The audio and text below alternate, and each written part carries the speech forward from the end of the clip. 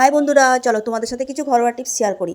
আর শীতকালে তো প্রত্যেকেরই প্রায় সর্দি কাশি লেগেই থাকে। তো সর্দি কাশির জন্য আমি ঘরে যে রেমেডিগুলো ইউজ করি সেটাই তোমাদের সাথে শেয়ার করছি। তো তোমরা কি করবে, একটা পুরনো প্রদীপ নেবে, পুরনো প্রদীপের মধ্যে দুটো রসুন দিয়ে দেবে আর দিয়ে দেবে 3-4টের মতো লবঙ্গ। আর শেষে যখন তেলটা গরম হয়ে যাবে তারপরে দিয়ে দেবে একটু কর্পূর। দেওয়ার পর কিছুক্ষণ গরম করা নেওয়ার পরেই গরম গরম অবস্থায় লাগাবে সন্ধেবেলা দেখে, তাহলে দেখবে আর ঠান্ডা লাগবে না আর সর্দি খুব একটা করবে না।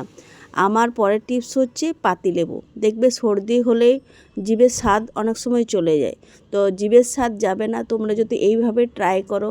প্রথমে একটা লেবু নেবে, পাতি লেবু নেওয়ার পর ওটাকে 4 টুকরো করে কেটে 1 টুকরো নিয়ে তার মধ্যে দিয়ে দিবে সৈন্দব্য লবণ, যেটা তোমরা শিলা লবণ বলো। এবার এর মধ্যে দিয়ে দিবে একটু গোলমরিচ গুঁড়ো। দেওয়ার পর জিভে চেটে চেটে খাবে, দেখবে জিভের স্বাদ খুব তাড়াতাড়ি ফিরে আসবে। তো তোমরা এইভাবে ট্রাই করতে পারো। আমার পরের টিপস হচ্ছে, এই যে দেখতে পাচ্ছ ডিমের ট্রেগুলো, ডিমের ট্রেগুলো আমরা ফেলেই দিই। এগুলো ফেলে না দিয়ে খুব সুন্দরভাবে কাজে লাগানো যায়। তো আমি কিভাবে কাজে লাগিয়েছি দেখো। এই যে গ্যাস ওভেন আছে, গ্যাস ওভেনের নিচে দেখবে অনেক সময় রান্না করতে করতে অনেক কিছু পড়ে যায়। পড়ে যাওয়ার পর আমাদের এই স্ট্যান্ডগুলো নষ্ট হয়ে যায়।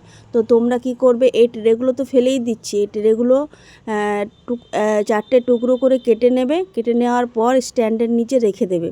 এইভাবে রেখে দিবে, তাহলে দেখবে স্ট্যান্ডটা নষ্ট হবে না। তো তোমরা এইভাবে ট্রাই করে দেখতে পারো। আমার পরের টিপস হচ্ছে খুবই উপকারী টিপস। আমাদের প্রত্যেকের বাড়িতেই তো সরষের তেল আসবেই, কারণ আমাদেরকে তো রান্না করে খেতেই হয়। তো এই সরষের তেলের প্যাকেটও খুব সুন্দরভাবে ব্যবহার করা যায়। তো বন্ধুরা, এই সরষের তেলের প্যাকেটগুলো তোমরা কেটে নেবে। কেটে নেওয়ার পর এই যে মাছ আনার পর আমরা ডিপ ফ্রিজে রেখে যাই, তো অনেক সময় দেখবে জমাট বেঁধে যায়। তো এইভাবে রেখে দেবে সরষের তেলের প্যাকেটের মধ্যে, দেখবে আর জমাট বাঁধবে না। পরের দিন সকালে খুব তাড়াতাড়ি বের করে একটু জলের মধ্যে ফেলে দিলে খুব সহজেই ছেড়ে যায়। তো তোমরা এইভাবে ট্রাই করে দেখো, খুব সুন্দর হয়। আর আমি এইভাবে সকালে ট্রাই করি। আমার পরের টিপস হচ্ছে, এই যে দেখো সসপ্যান, এই সসপ্যানের এইগুলো দেখবে অনেক সময় হ্যান্ডেলগুলো ঢিলে হয়ে যায়।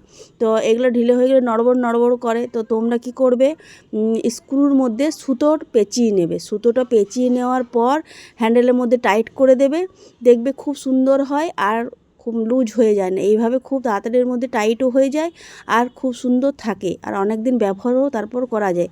তোমরা এইভাবে করতে পারো। আমি এইভাবেই করেছি, সেটাই তোমাদের সাথে শেয়ার করলাম। আমার পরের টিপস হচ্ছে, এই যে দেখো গ্যাস ওভেনের এই রিংগুলো কি হয়, অনেক সময় জং ধরে যায় রান্না করতে হতে। তারপর আমরা তো ধুই যে কোনো আমিষ রান্না করলে। তো তোমরা কি করবে, এটাকে কিছুটা শুকিয়ে নেওয়ার পর ঘরেই, তোমরা যদি ঘরে রং থাকে তো তোমরা নিজেরাই ব্রাশ করে নিতে পারবো। আমি তো আগের ভিডিওতে দেখেইছি। দেখো তোমরা কি সুন্দর বোতল কেটে এরকমভাবে রং করে নেবে ঘরে, তাহলে দেখবে আর জং ধরবে না। আমি এরকমভাবে ট্রাই করতে থাকি। আমার টিপসগুলো যদি ভালো লাগে তাহলে লাইক দিয়ে আমার পাশে থেকে। Bye bye.